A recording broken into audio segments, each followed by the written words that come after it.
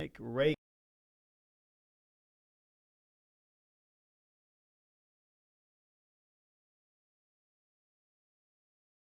again. We're back. We're back, baby. We had to get the Swiffers out, knock the dust off, but we were dusting off the microphones. Yeah, when we came we're in back. Here. Been absolutely 1 month since we've been here. Exactly. Is I it looked before I 4 walked in. weeks? I saw the other podcast we did before that. It said God is still in control. Was the last one we did, and it said 1 month ago. really, And the only request we got, if you go back on that video and look, there's one comment, and it says, "Please don't wait another 3 weeks to make the next one." deal. We didn't. We waited 4. So that's good. Not by choice, though. No, Not by absolutely not choice. by choice. We have tried to record probably 10 times since the last time we got together, and for whatever reason, God didn't let us. And but now He did, and so we're back. Mm-hmm. A lot has happened in the last month. I think the last time we recorded, I was just coming back from Phoenix. I had just gotten back, and we talked about that trip and playing golf in Phoenix, and now I'm just getting back from another vacation in Illinois, so people are like, I should be a pastor. Go on vacation every other month or something. Yeah. Like, what's going on? Yeah, there's been a lot of guest speakers this in the past 4 weeks. Yeah, I know. Don't say that too loud, because I don't know I don't know how many I'm allowed to have in a year, but I'm probably already at my quota. We had 2 in the last 2 weeks. Right. And then I think Tony spoke another week. So there's been about 3 or 4, which I think is a good thing. Not just because I'm off when they preach, because I'm here most of the time, but just to hear another voice. I think it's always good. Yeah. And I think sometimes it's kind of now this sounds prideful, but I think sometimes that when people hear other people, they appreciate you more, because they're like, kind of like the way someone called me this week and said, you do talk fast, but I kind of like the way you talk fast. I'm learning how to listen. So, well, good. Thank you for that. I appreciate it. But yeah, everything is good for the last month. We did just return from a trip to my in-laws, and I've told you before, I have very cool in-laws. People have horror stories about their in-laws, and they're like, I don't want to go with my mother-in-law, and I don't want to do this, I don't do that. I would hang out with my mother-in-law every day of the week, like super cool. If she listens to this, she'll think I'm sucking up to her, but she really is a You cool ought to lady. be sucking up to father-in-law. He's one with the pickup truck. That's right. Yeah. Is he still got it? He does. Yeah, there's some news about that too. That's good news for me. Oh, here we go. Yeah, but we won't share that on the podcast. I heard there was a lot of flooding up in that area. Well, you reach a certain age where a big, nice F-150 is just too big for you to drive. And if you have a nice, young son-in-law with good credit, maybe he could get it from you. And, so that might be happening very soon, which I'm super psyched about. And so it was a good trip. I love Illinois. I love going there and play golf. I love just the weather there. I don't think it got above like 82 when we were there, which is good. If you go in a couple of months, it'll probably be 100 degrees. But this time it was like 80-something, high 80s, mid 80s. They got a pool, so we hung out by the pool and all that kind of stuff. My kids went up a week before we did and got to hang out with their grandparents, and so that was cool. Heather and I had a week just without kids, which is weird when you were used to having kids around all the time. You sit around like, okay, what do we do now? Like, what are we supposed to do? We have to entertain each other now? This is weird. We're used to like my son playing video games and daughter in her room doing her stuff and me going to the driving range or something, and that didn't really happen when they were out of town. It was like we were around the house together. So some good, some bad when you're together that much. I don't For know how who? people, for both. I would say for both. Probably more bad for her than for me, being around me all the time. But we had a good trip, so that was cool. We made it back on Sunday. And yeah, Tony Andrews preached this Sunday. Daryl Smith, my FCA partner, preached the week before that. And I'm going to say it on Sunday, but I'll say it again right now. It's always really a good it's a good thing to have people you trust to step into the pulpit when you leave and know that they're going to bring God's word and they're going to bring truth and relate to people. And, it's just good to have that and be able to sit back and do it. So that was all cool. And then you guys know that we sold the corner, and that construction process started a few months back, and we talked about it a little bit on the podcast, but it's really amped up in the last couple of weeks. There's a lot of some heavy equipment out here now. Big equipment. I don't even know what they're all called. Front end loaders, excavators, mini excavator out there. I saw there's like a bunch of different stuff out there. But they are knocking down trees and moving playgrounds, and it's just good to see. It looks like it's chaos, and it looks like we are losing property and all that kind of stuff, but really hidden in the shadows of it is really a blessing of God, because if we didn't get rid of that corner and all this wasn't happening, I don't know that we could be here doing ministry the way we are. You know, it's just, it helped us financially and in a lot of different ways. And so it's a huge blessing. And for the most part, I'll say honestly, almost 100% of the people are, I'll say 99.9, just because there's always that 0.1% that may not like it, but everyone has been very supportive of it too. And so that's good to have around. But what's been going on with you? Work. Just work. Yeah, that's part of why we can't record. You're just making all the money, fixing all the everything. I don't know about making all the money. Some of it. I'll tell you what I've shelled out in this past week. Mm-hmm. That's what always blows my mind when, like you and others that have businesses inside the church, and I talk to them. You make all the money. It's like, no. The overhead is such a killer. Parts have gone up. Fuel's gone up. Yeah. I mean, just food's gone up. Mm-hmm. Everything's gone up. And say you do a job last year and it was $100, and this year it's $250. Like, what happens? Life. Mm-hmm. For sure. Life gets expensive. Mm-hmm. But I don't have a lot of customers that complain about it, because a lot of them are, I just call them repeat offenders. Oh yeah. They call back for a reason. Either if it's one you really don't care about, but you will work for them, but you won't go out of your way for them, they'll usually call if it's last minute and nobody else will get out there. But then I do have a customer base. Some of my customers, we've worked together for over 10 years. Yeah. So those are the ones, you really take care of, and because they're going to call you regardless.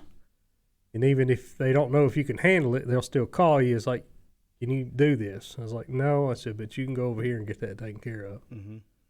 And just work is just, it's to the point now in this week, actually, 2 jobs from one customer, I called to try to get to them to take care of it. They sent it to the shop because I just couldn't get it. It's to the point now where it's so busy and I'm so far out, they're just sending it out because I just can't get to it. Mm-hmm. I said, I'll do it, but it's going to be like 3 weeks. And I understand. I said, you got to have your stuff ready because some of it has to leave at a certain time. Like if you buy a plane ticket, if you're not on that plane at 12 o'clock, oh well, plane's leaving with or without you. So sometimes the equipment is scheduled to leave and it has to be at another state on that day. Mm-hmm. I get that. I got a text today. The guy's like, I'm just going to read it. Now, I don't know the tone, so a lot of people will read a text and yeah, you got to be careful. He's like, it's like, is that really what it says? Yeah.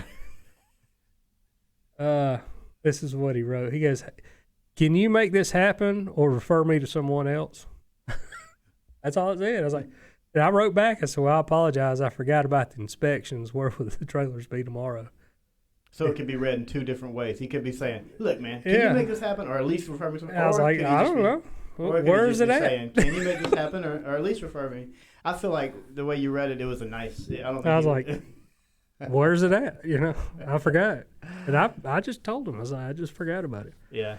Everything. When it comes to a truck broke down and it's got to get up and running over just going in and doing an inspection, well, the truck that's down is priority. And then when those happen, they're going to happen. Lift gates go down, generators. When the equipment's down, broken down, that's priority. So when you take that 3 or 4 hours to go out there and take care of that, the whole day is shifted. Mm-hmm. Well, when that one day is shifted, it shifts the entire week, and it's a domino effect. And before you know it, you're 6 weeks out. Mm-hmm. And you'll never – I've been behind for almost 2 years now. Mm-hmm. I just can't get caught up. What does the scripture say? I can paraphrase it a little bit, but it's like man makes his plans, but God directs his paths. Directs his paths. So we can make all those plans and like I'm going to do this, and this, and then God is going to say this is how it's going to go. I mean, it's great. It's prosperous. It's a blessing, but I don't want it to lose my focus on this. Absolutely. Which still is. We did a little bit. Me too. With going. Well, then then there's vacations and. When you plan a vacation, if you don't go when you bought the room, oh well, you're out. Right. That's exactly right. So it's been good, and your price increases have affected everything. And we've been getting stuff done here at the church, new carpets, which praise the Lord we got to do that. But I'm sure that job cost at least 25-30% more than it would have if we would have done it a year ago. I don't know what the price would have been 2 years ago, but all of those things, gas. We have a friend that goes to church here that works at Publix. He came into the office today and he said that he heard, and don't go out there and tell anybody this because it may not be a fact, that next week there's going to be like a 30% increase on grocery prices. And I'm just like, dude, how can they go up even more? Like, you go to the grocery store now and you spend $60-$70 and you're walking out. And that's for 3 days. Tostitos and Gatorade, and you're like, Yeah. $55. We were in Illinois and eggs were like $6.30-something for like an 18-pack or whatever. Unbelievable. I don't even know how much eggs cost. Yeah, me neither. I don't have a clue. My wife told me I didn't go to the store. We were more of a order on Kroger online and let them bring it out to our car. Couldn't tell you the last time I actually walked into Publix or Kroger recently, but not We walked into Kroger at Tybee Island. in Tybee Island. That's where we went on our vacation. Oh, okay. Tybee Island. Oh, I like Tybee Island. Yeah. It's nice out there. Mm-hmm. Was there do fish, or you don't do the beach, right? I did this time. You did. Okay. I told Haley, I said, there's only 2 reasons I came down here.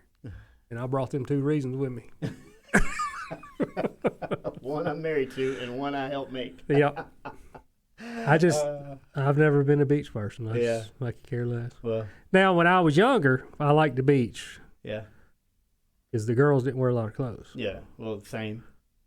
But other than that, I could care less about Yeah. the beach. We go to the beach. We're not really, I mean, we like to get in the water, but that's like just for a few minutes. We're more like put up the big tent, hang out at the beach all day, just chill out there and that kind of stuff. Yeah, we actually, I did do that, but I stayed in the condo. Yeah, look down at the Then I could see the ocean and the bridge at Savannah and the cargo ships, and there's this pool right there. Yeah. Yeah, there it is. Yeah, they are. Well, since we last met, there's been a transition in your wife's life. She stepped away from doing the children's ministry full time, and so she has a little more free time now, which is probably a good thing for her. And we have 2 other young ladies that are, let's say young. They're about one's about my age, so I guess we're young. I'll keep calling us young. But I don't know if I told you. I think I said it last night in Bible study. Heather asked me the other night, "Is your beard getting grayer?" And I was like, I asked the class last night, and they all said yes. And I'm just like, man. And so we're not that young, but they're going to be leading children's ministry now. We have a couple that will be on our podcast next Monday night, Sandy and Nara Shrey, S-R-E-Y. They've been members here for going on a year, and they are worship leaders as well as many other things. But they've been a part of our praise team for a minute now, and so they're going to lead worship this week because Steve is out. His grandson is getting baptized on Sunday, which is really cool. Shout out to Liam for that. He's getting baptized on Sunday.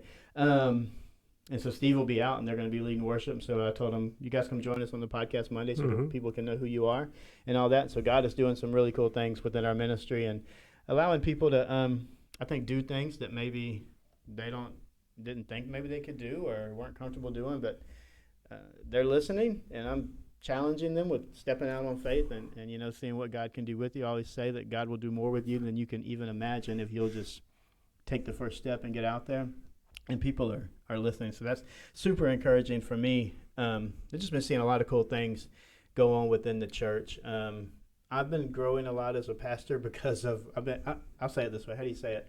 I've been forced to grow a lot as a pastor. I was about to say, I think you've had some support in pushing you in that direction. Well, that's good sometimes, right? I mean, sometimes you can get into a mode where you feel like you're doing things well, and someone comes and has a conversation with you, and you didn't do something well, and it's obvious that you didn't, and so that's humbling. That is convicting. That I think it's God honoring, though, because I think everything that people approached me with was not a personal attack. It was like a real heartfelt, look, I feel this way. And like lead like Jesus. You got to be open to feedback. Feedback. Yeah. Constructive feedback. We said that criticism was more like it was negative, but feedback was positive. So I'll take it as feedback. Yeah, because all the conversations I've had that are kind of forcing me to, I won't say change, but at least reevaluate some of my thoughts and actions. Refocus. There you go. That's a good word. All of those conversations ended with, I love you. And, I love Jesus. I love Mount Zion. Let's keep going. None of them were like, and I'm done with you. I'm out of here. None of them are that. And well, it helped us with this, too. Yeah. Because you had a few texts. Yeah. So Yeah. where's the show? Where's the podcast? Yeah. Like, a good question. Where is it? Yeah, because you sit around and make them, and you wonder, do people actually listen to these things? Like, what's going on out there? And we know by the numbers on Instagram, not Instagram, on iTunes and YouTube that people do listen to them. But when you get real texts from people like, hey, man, when are y'all going to do another one? I like to listen to it when I'm driving out at Uber. I like to listen to it when I'm going here and da-da-da. When I'm in the grocery store, hey, throwing my paycheck away. Yeah. That's right. Buying $6 eggs. We've said from the get-go that we don't care if one person listens to it as long as it's impacting them with the gospel, and obviously it is. And so we'll keep going. And I told you, no, I'm not done doing it. When you called me the other day, you said, are we done? I said, no, let's do it, man. If anything, I'm more motivated to keep going because I think this will help me stay grounded. And then there's a couple other things that I'll add into my weekly routine, I think, that will help me not have to have hard conversations that I've had in the last few weeks. And what it boiled down to is, honestly, people. Like, people just, and I'm a people, I'm a person, and I'm the same way. People like to be liked. People like to be thought about. I'll say it that way. And I do too. Reached out to. They want to be heard. They want to be heard. They want to know that their pastor, even though I'll say this, their pastor is just a human like anybody else. Now, I do have a special call in my life that God has given me to be a pastor, which is I don't take lightly. And so some of that sometimes can feel like petty to me, just because speaking totally fleshy. I'll say speaking totally from my flesh, not from where I should be. This podcast is one we're transparent on, so I'm trying to be as honest as possible. Some of that can come across as petty, like, really? Like, you need me? I'm just a person. But then I start thinking about it, and if you go back to scriptures and you go back to Jesus and you go back to a lot of different things, people were always the focus. People are the focus of the podcast. I mean, the podcast is not our passion. Our passion is to use this platform to reach people. And so there's just been a couple of things like that, and it's made me a better person. I think it will make me a better pastor, because there are certain things I will not drop the ball on ever again, because there were some hard conversations, and when someone tells you something that's really true, like, and you have no rebuttal. And it's like, oh, you noticed that. Yeah, when someone comes and says, hey, didn't realize that. Yeah, how about this? And boom, boom, boom, and they lay it out for you, and then you're like, oh, yeah, you're right about that. All you can do in that moment is what I did. Agree. Just be humble. And say, you know what, you're right. All I can say is I'm sorry, and then move on. And I think that transparency and that honesty helped in both of those situations, both the different instances that happened. I think my being transparent and admitting, yeah, you're right, I dropped the ball on that. You're right, I didn't do that so well, helped in everything. So, but it's all a part of the process, right? I mean, it's all part of, we're all on this, what's the phrasing I've used Ultimately, we're all disciples. Yeah. And disciples is translated into students. Yeah. And what does a student do? Yeah. They learn. It's that progressive sanctification that I like to use. I love that term, because sanctification, being set apart from the world, being set apart from worldly things, is what God is constantly doing in our hearts and in our spirit and in us. And it's progressive. Like it's continuous. You never reach a part where you're totally good. It just keeps happening day by day. And so these were just growing things that happened with me. And they were, and in the moment they were not fun. And when I went home those days, they were hard. Like, you feel some type of way. And luckily I have a very sweet, kind wife that loves Jesus and loves me. And we talked through them and all that kind of stuff. And I have friends. Because I think I called you on one of them and said, hey, Mike, this is what's up. And I called other friends and said, hey, this just happened to me, man. Have you ever had someone say this to you? And they were like, no. But it's all growing. And so I think it's all going to point us in a better direction as we keep moving forward. And it's good that you would grow, but it's also, how are you going to react? Yeah. So you grow not in just one way, but multiple ways. And you really won't even know how you're growing until it happens. And then you talk to people. You reach out to people. And then you're like, okay, well, I went down that road unknowing to me, and it was a dead end. So I need to look out for that sign next time. And when I come up to that fork in the road, I know which way to go now. Yeah, absolutely. There's a lot of learning in it. absolutely. Yeah, And people are like, well, you're a pastor. Shouldn't you know that? It's like, no, but I do now. Yeah. Yeah, absolutely. I think that it's interesting. And I think I probably even had that same perception of Pastor Chris when he was here. I just assumed, well, I probably expected things of him that were unfair because I'm like, you're the pastor. You know, you do this and you do that. And you're like, the whole time he was probably like, I get that, but I'm also just a man and I'm going to fail. I'm going to do these things. And so I'm experiencing some of that, did experience some of that and moving on past it. And I think it's made me a better leader and a person. So hopefully through it all, I know this for a fact. God was honored, and like God is getting the glory out of it because it was never about me. It was never about them. It was always about Jesus, the church, how to bring him the most honor, stuff like that. So just really good stuff. I'm always just blown away how God does these things because I wasn't expecting both of those conversations that happened to happen the way they did, but they did. And God knew they were going to happen, and God knew that I needed to hear that in such a way that it would impact me. And a loving, kind way. Yeah. But you had something really cool happen over the last month. You shared with me, and we were saving it for the podcast. Yeah. I mean, as God moves and works, I think now is a great time to share it. Yeah, and again, it really just goes back to listen. And the way I told you, I even shared it with the class this Sunday. A lot of people, and I guess it has happened not so many times, but it's happened before a handful of times. And it's to the point now is I recognize that now. I've learned to recognize that. I was out doing some work, and a guy called, and I went out to do a bunch of inspections. And, of course, with that deal, the show was coming to an end. So all the inspections had to get done before the show ended. So, again, here we go, behind the 8 ball as usual. So I get out there, and I think there may have been, I'm trying to recall now, 1, 2, 3, 4, 5, 6, 7, maybe 7, 8 inspections. Not a whole lot to it, really, especially if it's just a trailer. There's really nothing to it. To me, I've done it so long, so there's really not a whole lot to it. Well, I get out there, and he did say I could say his name.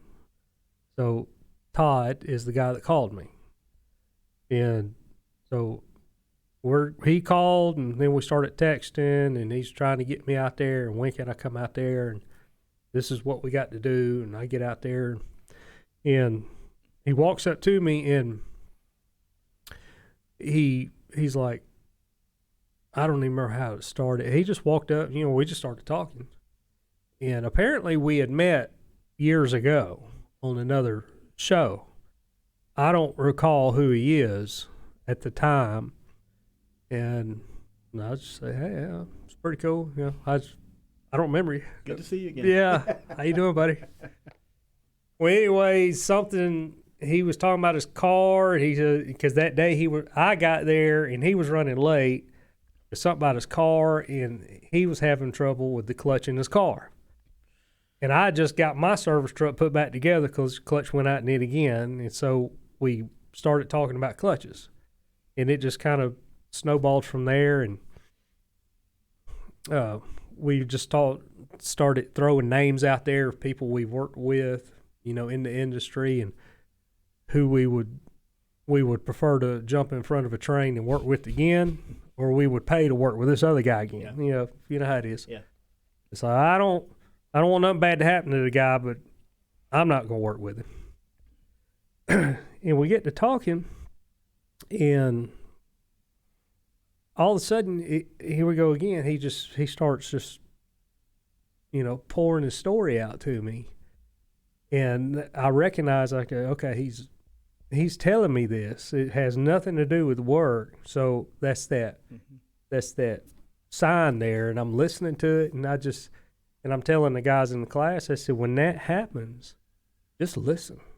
You don't have to give them your opinion. You don't have to give them your feedback. Just sit there and listen, because it's in them, and they want to tell somebody. They want to pour it out, and they want to get it out of them.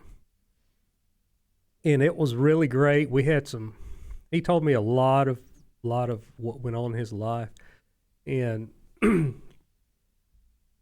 some of it I was like, I said, no, this can't be real. I said, this is a storyline. You know, and I'm listening to it. I'm not saying it's not real. It just what happened in his life, what played out and was portrayed, and I said, this is a storyline. I said, what movie is this from? But he just kept going and going and going, and I could tell. And then all of a sudden that something, he may have mentioned God or the Lord or something biblical. And when I heard that, that's the opportunity. And we had been talking for 2 or 3 hours up to this point, and he mentioned something biblical, and that's when I pounced. You know, I pounced. And I was like, well, let me tell you about somebody that can help you with all that. And we got to talking, and the more I spoke about the Bible, you could see in his eye, he goes, and he's soaking it up. He goes, this is what I need to hear. This is what I want to hear. It wasn't my words, my voice and me. And then I said, well, let's walk over to the truck. And I had my bag and opened up this Bible right here. And I started pulling stuff out. I said, don't ever take nobody's word about what the Bible says. It says, show it to me in the Bible. I said, and you can look it up for yourself. And we started looking it up, and I pulled out some stuff. I pulled out like Galatians 5, the fruits of the Spirit. I said, this is what we did. I said, we, you know, the sex, drugs, and rock and roll, that's what we were. He said, but this is what you get in return if you give all that up. And then I went to Luke, I think it's Luke 15, the prodigal son. I said, you're that son. I said, that's you coming back to God. Now, you're going back to God. You're going back home because you blew it. You couldn't cut it in life. You blew it. Life, either you're doing your decisions or other people's decisions that affected you. We're still in it. So we have some blame in that. We go back. Well, unknown to us, he's waiting on us. So when he sees us, we don't run to him. We're walking home. When he sees us top that hill, he runs. He off the porch, and he's running to you. I said, that's you. I said, that was me. And then I was like, he goes, I want that. And so I flipped over to Romans 10, and I started reading it. You know, if you confess with your mouth that Jesus Christ is Lord and believe, I said, in your heart. I said, there it is again. I said, there's that heart. And before I finished reading that verse, he said, I want that. I said, you want this? He goes, yeah. I said, let's do it right now. He said, let's do it. And he accepted Christ right there beside the service truck. Yeah. That's awesome. He said, I want it. I want it. He said, it's free. Take it. You never know what's going to happen. Yeah. But I also did give him, you know, there is kind of a stipulation to it. I said, now, I'm not telling you to scare you off. I said, I'm telling you because nobody told me. This is the greatest decision of your life that you will ever make. I said, you got a lot of decisions to make every day and in life. This is the greatest one. But it's going to be the hardest one of your life. And then I went to the parable of the sower, sowing the seeds. I said, okay, the first 3 seeds, they're out. They didn't cut it. I said, I want you to be that seed number 4. I said, right now, you're probably on fire on the inside. You're fired up. You feel the Spirit in there working, bubbly and fuzzy. I said, I want to talk to you in 6 months, and you're still in this book. I said, not to compare it, but so we can understand it. When January 1st about to roll around, everybody makes some New Year's resolutions. I'm going to hit the gym every day. I said, man, that is awesome. That's great. I said, I want to know where you're at in June. Are you still hitting the gym every day? No. Probably not. I said, so you're going to don't be those first 3 seeds. I said, be seed number 4. I said, now it took me a few tries, but it finally stuck. I said, be seed number 4. And he texted several times. And I texted him last night because I had his name put on our prayer list. I said, we're still praying for you. I hadn't heard back from him.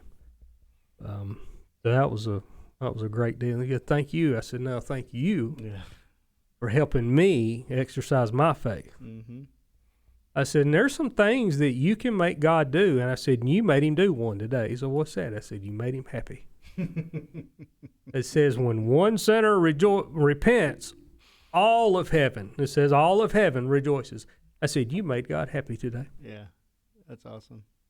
Yeah, that's what I used to always use that little illustration to the teenagers when I taught them. I was like, when Jesus was baptized, it says God looked down and said, this is my son who I'm well pleased. And I just picture God smiling at that moment. You got to smile when you say, this is my son. I said, like, when you do things that please God, like, he smiles down on you, man. That's what you should be trying to do. Do things that make him look down at you and be like, that's my boy. He did well. So, and all you got to do, again, it's happened several times, and I just noticed, okay, the guy's hurting or the person's hurting. I'm just going to sit here. He goes, well, you want to go ahead and do these inspections? I said, that truck ain't going nowhere. I said, you and we may never talk again. Mm-hmm. I said, this is important. Absolutely. The truck's not going nowhere.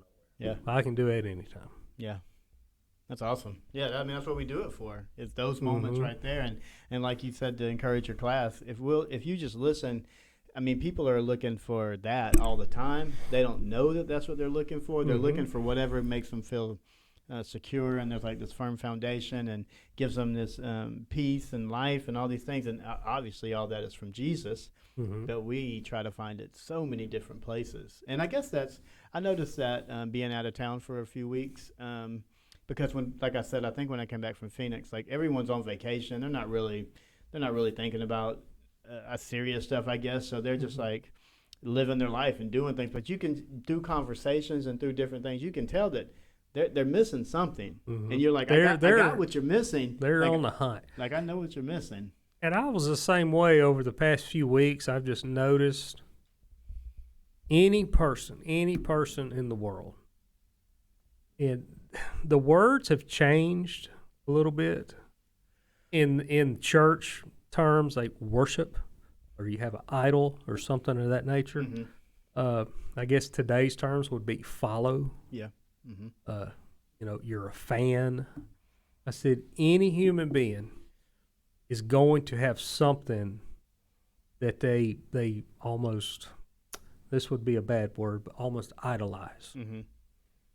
Whether it's sports, race cars, fishing, gambling, jobs, work. There's something that dominates their life. Now, not saying it controls their life, but we as humans always have to have something to follow. We have to have something that we cling to constantly, no matter what state we're in, mentally, physically, or United States, wherever we go, whatever our hobby is or our passion, we're going to look for that. No doubt. So we were made to worship something. God made us to worship him. But us being humans, we're going to worship something. I don't care what it is. I don't care if it's guns, tractors, building statues, basket weaving, whatever it is, whatever our passion is, that's what we're going to do. Yeah. So we have to have something to always be front and center, and something that draws us. Like with Todd and myself, we talked about clutches. His uncle, I believe it was him and his uncle, worked on cars a lot. That's not what Todd did, but he could do it. He understood it. And then, he had to put one of his dog down. So we connected there because I had to put Chopper down. There's always something that we're going to put front and center in our life. We did that, and some people listening to this podcast right now will remember, because they were volunteers whenever I worked in youth ministry. We did a study by Louis Giglio, and you know who he is, but you maybe don't know who he is, but you know who he is. We're reading, Levi's book is written by him. That's right. Yeah, he started doing some children's things too. Really good pastor and good speaker, and he did a lot of youth camps when I was in youth ministry. But he did a weird name to me though. Louis Giglio. Yeah, it sounds needs like to be really deep. Yeah. Who's this? Welcome to the state, Louis Giglio. Sounds like a blues singer or a jazz singer or something. Like he should step up and play like boom, boom, boom, boom, boom, like a bass guitar. He did a Bible study called Worship. That's exactly what it's called. And his two main things were we were created to worship. And I just lost the second one, but it was whatever you just said.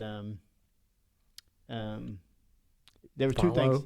Yeah, there were, Passion, I had it, something. and I had it, and then we got off track on the bass guitar. The first two things that he said was you could tell what people worship by where they spend their time and where they spend their money. It was the main things he was saying. Oh, I know what it was. Two things: we're created to worship. That's a given, and we're created to worship God the Father. And the second thing is we're created to be in community with one another. We're not created to be alone. Scripture would say, "Do not forsake the gathering of believers." That's Hebrews. Yeah, as it says, even as some have made their practice. It says, but we should not do that. It's a blessing to be together. And so, yeah, we were made to worship something, and that's what happens. I think people worship, let's say, the Atlanta Braves. They might not know they do, but they do, and they're created to be in community with one another. So now they find themselves all in. And when they go to a baseball game, they're like high-fiving and drinking beer with complete strangers, having a great time. But as soon as they get in the parking lot, they hop in their car and they just go their separate ways and never to see each other again. Right. Like when we were down at Tybee, Levi found a little kid to play with, and they were about the same age. I was like, now why can't us as humans, older people, do that? Yeah. Just walk up and just start talking to people and have a conversation. And I think there was a time in the world where that... Now, I don't have a problem with that. Yeah, obviously. But when people was like, why is this cat talking to me? What's he want? Scares He people. wants something. Because that's what happens. I was going to say I think been a time in our world He's out holding a coffee cup, rattling some coins or something. The sign, like... The end of the world is near. The rapture's upon us. Repent now. It's like more people would talk to you if you didn't carry that sign around. Yeah, that might be your problem. I think people are going opposite direction from you. But I think there was a time in our world, a more simpler time. I told them in class last night, and this is probably a bad example because people may not know what Mayberry is. Going back to I remember. Yeah, I kind of grew up on that. But I did too, and I said last night. I guess what I picture when I picture like the world working like peacefully and together. I picture like Mayberry. Like everybody knew each other, and you came over. We were talking last night about how it's not a common practice now to invite people over to your house for Sunday lunch after church, but it's typical to invite someone maybe to a restaurant or whatever, but inviting people into your home is not like a common practice that I would love to see us get back to. I think that would be a great way to bond and be together and be family and all that kind of stuff. And the world is just so messed up. I think people are fearful of that, and different things. So it's right here, Hebrews 10, 24, and let us be concerned about one another in order to promote love and good works, not staying away from our worship meetings as some habitually do, but encouraging each other, and all the more as you see the day drawing near. Hebrews 10, 24 and 25. That's it. Exactly. And so we're created to worship, and God is what we're created to worship. And then we're created to do that in a community of people, the local church. And I just think that is obviously that's biblical and scriptural, and that's what we try to get people to be a part of, because we see how it works. It's kind of how we met. I mean, we would not have met if we weren't trying to get you into our community, into our family. I mean, that was the only reason. Honestly, we went to your house to look at a roof, but that wasn't the reason we went to your house. We were like, here's a dude that we don't think knows Jesus, and we need to go meet him so he can meet the Jesus that we know, and that was it. And so here we are now, 10 years later, I don't know how many years later. It's in us, man. Like, it's in every person listening to this and every person around to worship something and to be in community with other people. Yeah. And whether you know it or not, you're going to worship something. Yeah. Why? Because he put it in your DNA. You have to. You can't fight that. It's kind of funny, too. You're like, well, I don't believe in God, and I don't believe in that. You're like, well, whatever. It doesn't matter. He created you. Yeah. It's in you. I told one guy, I was like, well, I don't believe the Bible. It's like, just because you don't believe it don't mean it's not true. Yeah, that's right. That's right. And then what you were just talking about, and this is 1 Peter 5, I think that's 8. I got blue highlighter on a blue number, so it's hard to read it. Be serious and be alert. Your adversary, the devil, is prowling around like a roaring lion looking for anyone he can devour. And most people that have watched National Geographic knows what a lion goes after. They don't go after the herd. They come in there, like Jesus said, the devil's, the wolf is going to come and scatter the flock. So if he scatters it, it's easier to pick them out. Mm-hmm. So I'm going to get that one over there by itself. And one that's just saying, could be hurting on the inside, looking for anybody that would listen. Well, Satan's like, that's him. I'm going to go over and I'm going to give him a listening ear and draw him in. Yeah, And then verse 9, it says, resist him and be firm in the faith. Well, what faith? Faith in Jesus. Knowing that the same sufferings are being experienced by your fellow believers throughout the world. You're not alone. Mm-hmm. We all have them crappy days. It's like, how you feeling today? Oh, it sucks. Not great. Today just sucks. Where's that train? I might just let it take a leg today. Yeah. You know, just a leg. I don't want to die. I just, but he's gonna break it up. And if you don't, like the Hebrew writer said, if we don't meet, we don't have to meet every day, but if we don't meet weekly, at least once a week, well, we're going to get weak. Mm-hmm. Then all of a sudden it's like, well, why isn't anybody calling and checking on me? Well, the phone works both ways. Mm-hmm.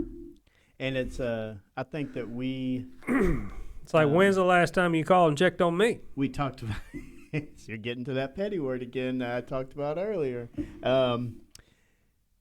We talked about 2 weeks ago in Wednesday night Bible study, the fear of intimacy.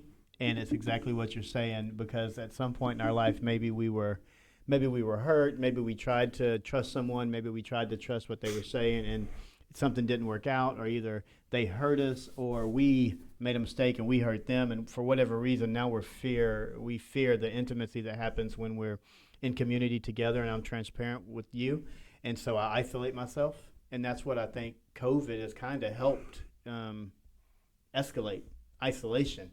I mean, we had to be isolated for, how did they phrase it? With the COVID phrased it in an abundance of caution. That was the key word, right? And in an abundance of caution, we're not going to meet in person. We're not going to do this. We're going to da-da-da. And I think that abundance of caution has caused people to isolate themselves. And then when you're isolated, exactly like you said, the devil is looking around. He got to him. He's looking for somebody to devour. Amen. Absolutely. And he almost devoured America. Yeah. The world, because he somehow he was involved in it. I don't care who brought it, what monkey it come from, or wherever that virus come from, but he was able to see it, just like Paul said, the 10 Commandments, the law is what he called it. The 10 Commandments are good, but Satan saw, it's like, oh, they can't lie? I'm going to use that against them. Well, he used the COVID. Mm-hmm. And we were all separated all the time, and day after day after day. Now we're isolated from each other. And then what happens when you become isolated from each other? then getting back together with one another becomes awkward, and so you just avoid ever getting back together. And so then you're sitting at home, you're going to work, you're coming home, you're not around anyone, and then the devil is just picking at you. He starts messing with your pride. He starts messing with your self-awareness. He starts messing with what you think about your self-esteem, all of these things. And before you know it, you're like, woe is me. Like, what? It's so sad to be me. No one must care about me, or no one must this. And the whole time, Satan is sitting back looking, going, like, I got him. Like, I got him right where I want him. Doubting these people that are so-called Christians and so-called pastors, and they should be doing all these things. And the whole time, he's just sitting back laughing at us and watching us. And so, yeah, I think that is an interesting point, the isolation thing, and the devil sitting back like a lion. Yeah. I picture that lion just jumping out and grabbing that little gazelle that got separated from the pack on the National Geographic Just pummeled video, it. and just takes Ripped him its down, horn yeah. off. Or like when the So I'm about to eat your guts. the alligator just comes out of the water and just picks off the poor little. And this will back up what we're talking about. Says there is no fear in love. Instead, perfect love drives out fear because fear involves punishment. Or other translations may have punishment or torment. Your mind, you can torment yourself. No doubt.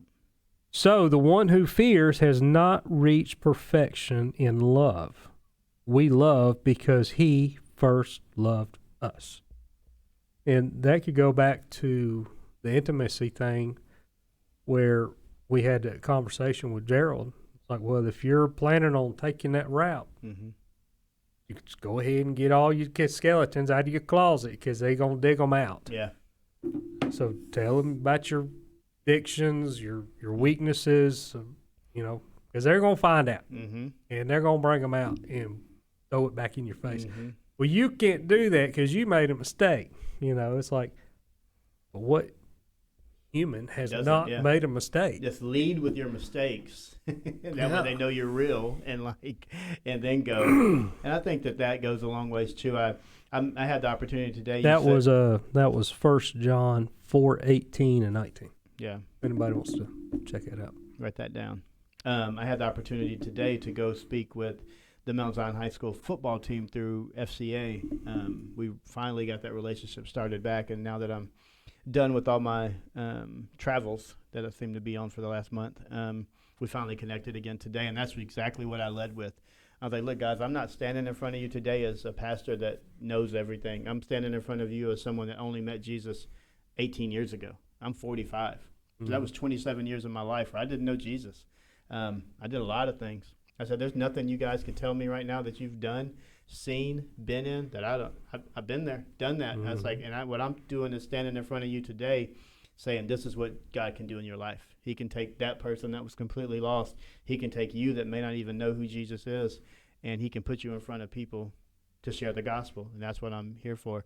I told him, I was like, you may not even believe in God. You might not even believe in Jesus. That's not my concern. But I will try to persuade you from this point forward. I was like, I'm going to try to, because I know the benefits of it. And I think sometimes that gets misunderstood, not just that conversation with those kids, but with people in general, when you invite them to church or when you want to talk about Jesus or when you want to just talk about eternity or any of that kind of stuff, it comes across sometimes as holier than now. And like, well, I got it figured out. Why don't you just figure it out and then the world where would be a did that better come place? from? Yeah, I don't know. And what I wish people saw was, no, what I want you to experience is the same Jesus that I experienced, that I am still experiencing. The first you can be sanctified also. Yeah. The first question in our Bible study last night was define your leadership. If you had to define your leadership role, just define how you would say a leadership role is or something like that. And I put like leadership is essential and leadership is all these things, but then I tried to end it out. Yeah, you got the book there, so it's right around page 60 something, maybe, I don't remember. Week 4, day 1. But I ended it with saying, I just want to lead people to the cross because I know that the change that it made in me, and I want other people to experience that. Yeah. So the question was, day 1 right here. I hadn't seen it in a few weeks. I see that. In the space below, summarize your basic leadership point of view, is what he said. Your basic leadership point of view. How do you view leadership? And so I started out with leadership is essential. And in everything I do with leadership, my goal is to point people towards the cross because I want people to meet that same Jesus that I met that day. And then I continue to meet daily. And I know the change that can happen. And I know I'm not perfect. And I'm not saying that your life is so jacked up that you need Jesus. But all of our lives are so jacked up. But I'm saying your life's so jacked up that you need Jesus. I'm saying that all of our lives are so jacked up, we need Jesus. But even when you come to him, you're still going to need him daily. Absolutely. He even said that. Yeah. He said, you're going to have to pick this up daily. Mm-hmm. I just had that conversation yesterday with some people in the office because of another situation where I'm growing as a pastor. I said, these are my words. I said, I think that right there is just going to be my cross that I got to pick up every day and just carry around. And I'm Mhm. okay with that because I know Jesus can help me carry it around. We're doing it. And maybe if you carry it, you won't get ahead of him That's right. because it's a heavy To load. slow me down a little bit.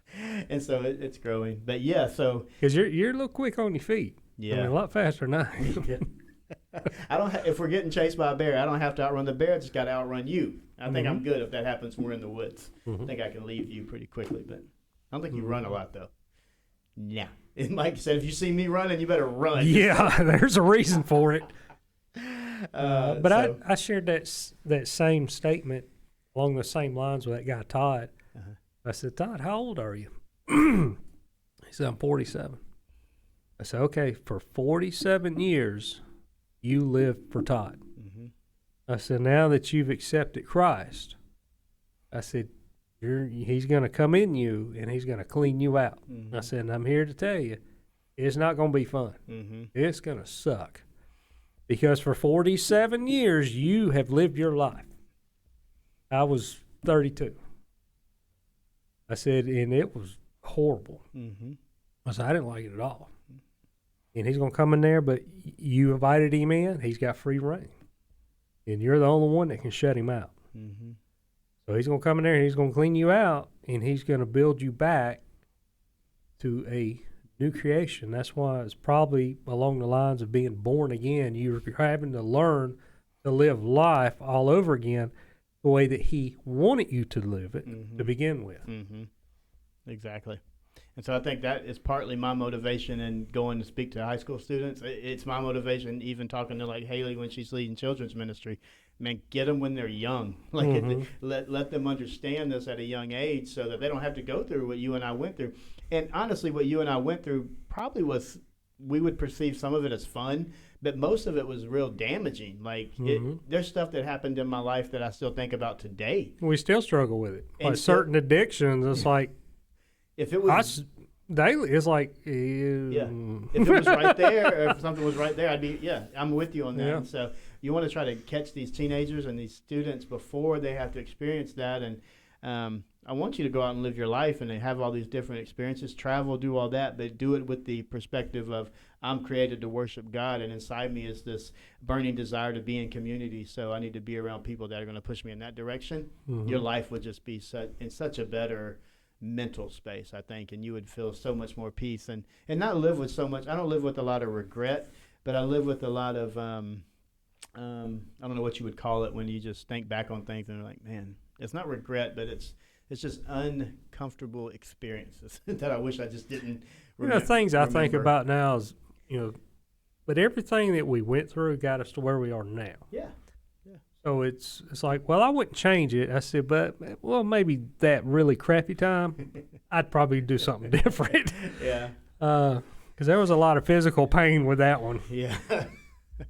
But the future I look at, just spiritually speaking, well, how much time is he going to give me now so I can tell more people? It's like, if I get to 80, I said, that's 30-something years. I said, is that going to be enough time for me to reach people? What if he gives me to 60? It's like, wow, I better get to work. And now how much time, as he says, I'll give you the years back, not literally go back and relive your teenage years, but all the time you could have worked for him then, you can work for him now. And he's got a certain amount of assignments and tasks, and Levi likes to call them missions, to do. I was like, well, let's get to work. Our mission today is vacuum. Our mission, and Levi's like, my mission today is to clean my room. Now, when he rides with him in the service truck, his daddy, how many missions we got today? I love that. I said, about 3. You're like Buzz Lightyear going out How there. many missions? Star Command. That's really cool. That's cute. But yeah, I think we have 30 years. Is that enough to reach people? I don't know. I think what I've been trying to tell myself lately is I got this off of a golf Twitter account that I follow, and he always uses the hashtag manage your expectations. Because I think I would jump into being a pastor 2 years ago and say, man, we're ready to change the world. Let's change the world. And I really mean it, But now I'm like managing my expectation. Let's just change Russell. And if we can if you change Russell, you can change the world. yeah, if I can change Russell, then I can possibly rub off on somebody else, and we can change them, and then it's just like a momentum thing where we're creating some momentum going forward. And yeah, we might change the world, but I'm trying to manage expectations and see that people are growing, that people are leading, people are doing. It may just be on a smaller scale than you maybe have. Remember, if you get 3,000 at one time, yeah, you get all of 3,000 the of those 3,000. people saying you should be calling me and hanging Why out aren't with you me calling weekly. me? Why don't you hang out? Why aren't we going to lunch every What's week? your number so we can text? Please It's don't like text I don't have a number. There you go. It's let me look up Mike's number real quick. See, I'm not afraid to block people on my phone. Oh man, I'll get those random texts. Hey, do you need your carpet cleaned, or block. are you moving? Block. Block a caller. Something else I've run across the past few weeks, maybe 2 or 3 times, is the Bible. We have to read it, and we do have to study it. I'm actually in hermeneutics right now, so it's really opening my eyes to it's more than just a book. Mm-hmm. But the phrase I've heard a few times lately is, we don't change the Bible to fit our life. The Bible changes our life to fit God. Mm-hmm. So we live in that society. It's like, well, I don't like that it says, you've got to be perfect in love. So let's say if you feel like you can love. Mm-hmm. So we, instead of twisting it to fit our life, we need to have our life fit the Bible. Mm-hmm. We need to let the Bible change us and not us change the Bible. Yeah, that's very similar to that quote that I was using a few weeks back, and I love it. I got it from one of the people in the office. It says we're constantly trying to asking God to change our circumstances, and the whole time God is using our circumstances to change us. Mm-hmm. And it's so true. It's exactly what you To just change said. the world. To change the world. Yep. And the world starts with me. Because we are His world. Yeah. Like John 3:16, it says world. And that's really when I started talking to Todd. I said that's For God so loved the where world. I started. Mm-hmm. Because most people are going to know that verse. It says, for God, well, I like 16 and 17. For God loved the world in this way, He gave His one and only Son, so that everyone who believes in Him will not perish, but have eternal life. For God did not send His Son into the world, that He might condemn the world, but that the world might be saved through. You think God's concerned about saving the trees? I don't think He's a hippie. So He's not concerned about the world. He sent Jesus here to the world because this is where we live. Mm-hmm. This is the planet He gave us to live on. But Jesus didn't come down here to save the owls. He came down here to save us. He died for us. And people are like, well, it's the world. No. We are His world. Not the world. He don't care about this oceans and stuff. Mm-hmm. If He cared so much about it, He could just do away with this one and make another one. Mm-hmm. Because if He made this one, He can make another one. Yeah. Which, speaking of the world, have you seen these new images that come back from this new telescope they sent out? You probably haven't even. You had to have seen it at some point, but it just. I mean, I know scientists would say like, it's the Big Bang and all this stuff was so long ago, but believers, we would say, wow, look at what God did, man. This is amazing. We found another, Milky Way or something. It's like, God knew it was there. Why didn't you just ask Him about it? A long time ago. It's really beautiful. Hey, God, you got a minute? I got a question for you. Yeah. This shows you His majesty and all that. They're like, this is light from a dying star, and it's 20 billion light years away. Yeah. It's like, so if you're saying it's that far away, what's on the other side of that? What's 21 billion light years away? Yeah. And God, He's probably up there. He goes, I'm a little bored today. I'm going to make something. I'm going to make a couple galaxies. Start thinking about that. See, a car guy, we think like 4 galaxies, like a 429 or something, 4-speed. God's like, no, I'm thinking bigger. I don't know anything you my just said. My stepdad, Hillbilly would know what that is. I'm going to say 429 is some type of engine? Yeah. Okay, see, I'm like, you have no idea what you just said. Yeah. It sounds like you're speaking in code. Hillbilly would know that. He'll know about that one. But when you start thinking about those things and you just how awesome God is, and the fact that He chose us to be His vessels here on earth to spread the good news, it's amazingly overwhelming, and it's amazingly humbling, and it's just a wild call that God's put on believers' lives to go against the world, and He's been doing it since day one. I mean, these stories we read, we didn't read John today, but we will do it next week. Jesus washing the disciples' feet. We will, because we'll bring. No, you're right, because we're gonna have guests. We're gonna talk about them. We're not gonna. We're gonna talk about life when we come in here. I love it. Yeah, I absolutely love it. Because God is working and doing these things that He's been doing since the Pharisees and the Sadducees were scared of losing their position. Like He's been rocking people's worlds. The questions they had last night: did Jesus come? Was Jesus always trying to make everybody happy? No. Did God, when Jesus sent His disciples out there, did He send His disciples out there to help people do anything they wanted to do? No. Like His sole focus was, we're doing God's will, seek after God's will, so we'll know, and I think the Scripture says we'll know what His good, perfect, pleasing will is. And all that comes from trying to follow Him and lead people towards Him. And if you want to throw a curveball with a question, it's like, Jesus did not come here to please you. Yeah. Oh, I thought He loved me.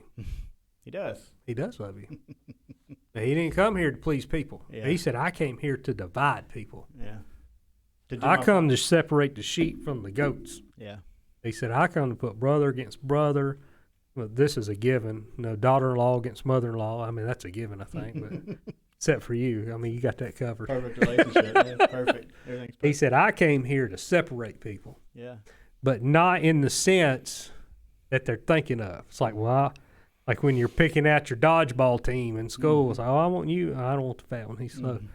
No, he said his focus was, if you have a heart for God, I want you on my team. If you don't have a heart for God, you're out. That's what He come to do. Yeah. He said, I come to divide.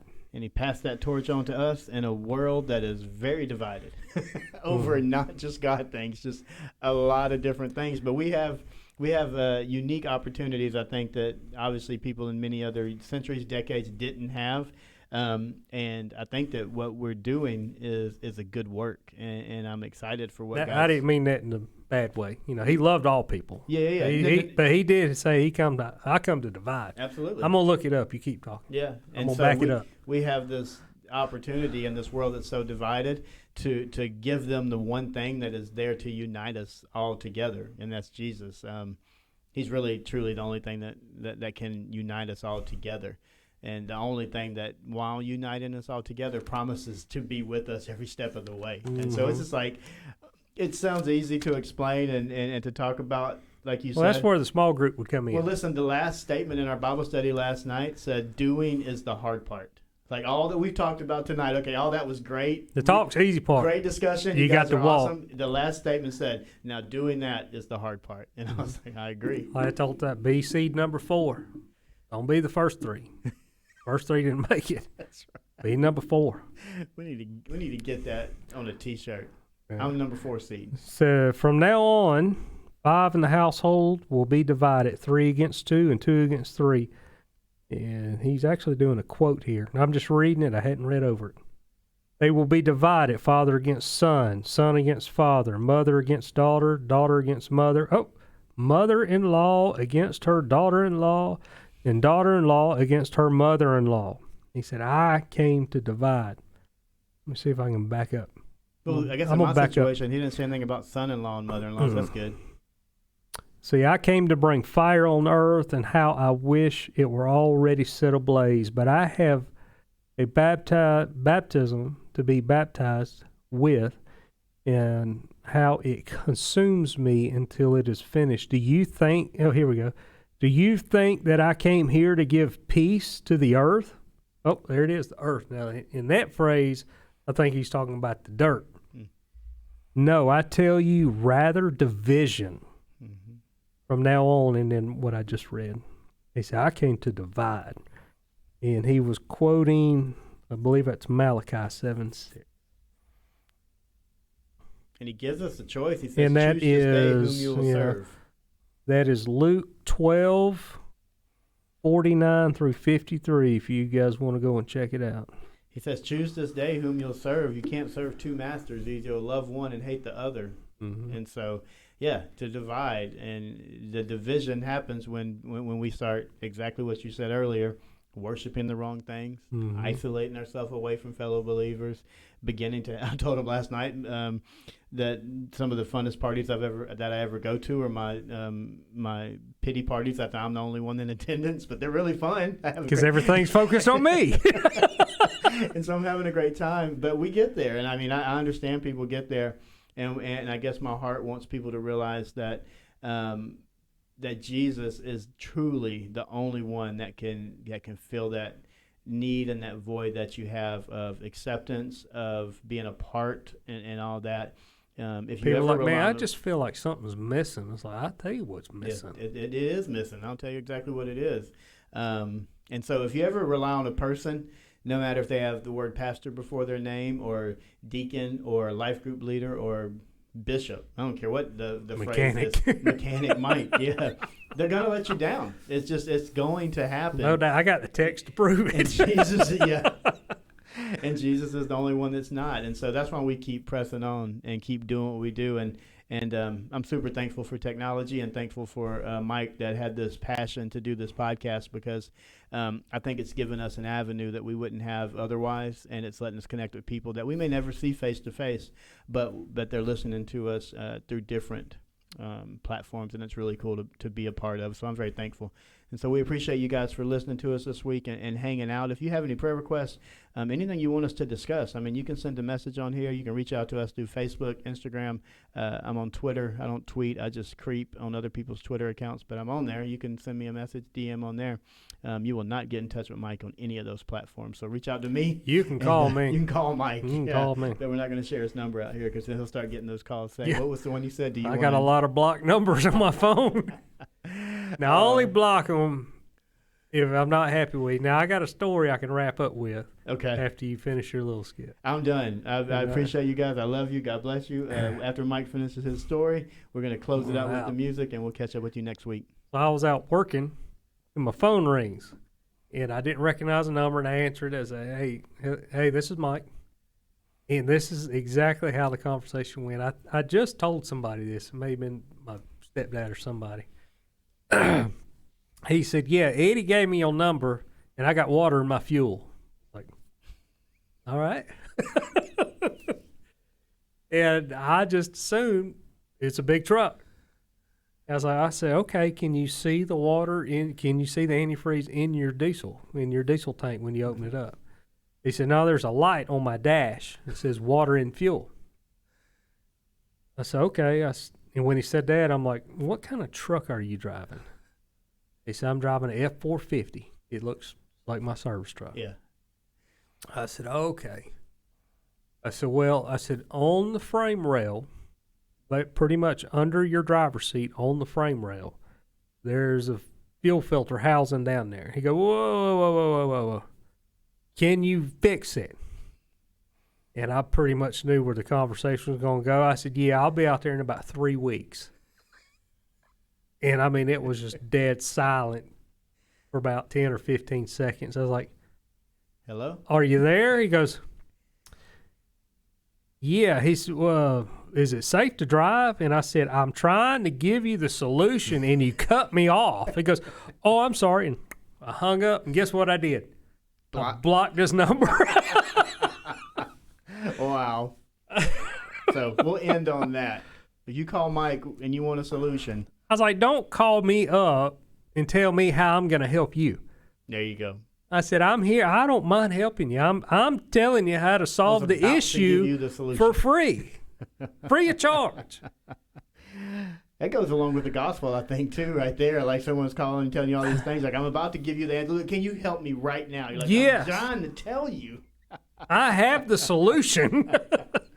Oh man, good stuff. All right, guys, we appreciate you. See Go ya. out there, like, subscribe, all that good stuff. Share with your friends and family, and we will catch up with. We'll make this promise on the air. No, I tell Don't make a Levi, I promise? said, don't ever promise anything because you will break it. Okay, we're not going to promise it. We're going to make. We a will strong, be more disciplined. We're gonna make a strong Attempt.